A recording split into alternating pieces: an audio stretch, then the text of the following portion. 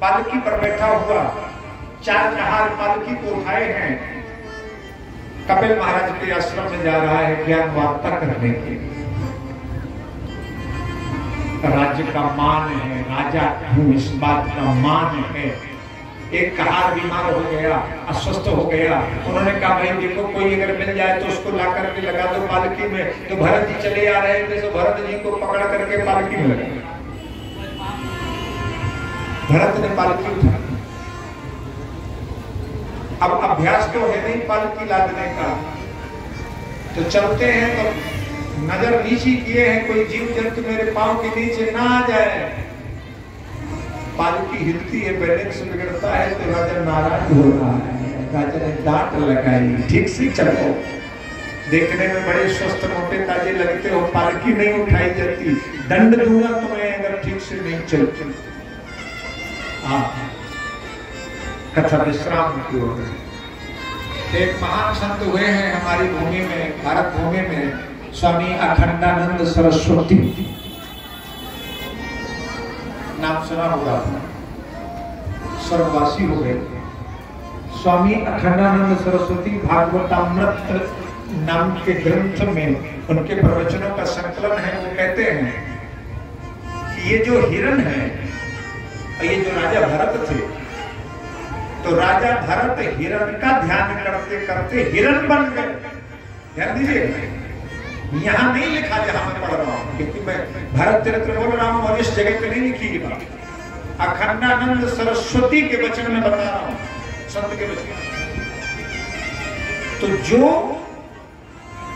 सिद्धांत भरत के ऊपर लागू हुआ कि अंतिम समय में राजा हिरण का ध्यान कर रहे थे तो हिरण बन गए, और हिरण मरते समय उस राजा का ध्यान कर रहा था तो राजा बन। और वही हिरण दूसरे जन्म में रघुगण नाम का राजा बन करके पालकी पे बैठा हुआ है भरत जी के ऊपर। अब बोल रहा है ठीक से चलो, नहीं डांट लगाऊंगा। तो भरत जी ने कहा ले हमारा प्रेमी, इसी के पीछे हम चक्कर काटे और आज ये खोपड़ी पे बैठ के हमको डांट लगा रहा है। तो जो अभी तक ठीक से नहीं बोले थे, जो अभी तक कोई शुद्ध बात नहीं बोलते थे, उल्टा सीधा बोलते थे, अब तो क्या बोलते हैं? ए राजा, त्वयोदितं व्यक्तं विप्रलब्धं भरतो समे स्याद्यदि पीरभारः। जो तुम ऐसा बोल रहे हो ना कि तुम बड़े स्वस्थ दिखाई पड़ते हो, तुम मोटे ताजे दिखाई पड़ते हो, तो ए राजा, ये मोटा होना और ये दुबला होना ये मेरा विषय नहीं है, ये मेरा विषय नहीं है। ये तो शरीर का विषय है।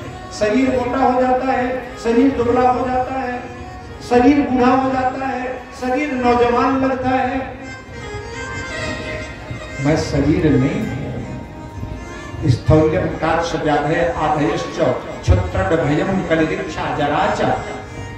ये बूढ़ा होना, ये पैदा होना, ये मर जाना, ये शरीर का विषय। और जिसने ऐसा मान लिया कि मैं मर रहा हूं, तो मानो उसने अपने शरीर को ही मैं मान लिया है कि मैं ही शरीर हूं, मैं ही शरीर हूं। क्योंकि भगवान कृष्ण तो कुछ दूसरा कह रहे हैं ना। भगवान कृष्ण कहते हैं नैनम छिदन्ति शस्त्राणि नैनम दहति पावकः चैनम क्लेदयन्ति आपो न शोष्यति मारुतः। तुम कौन हो?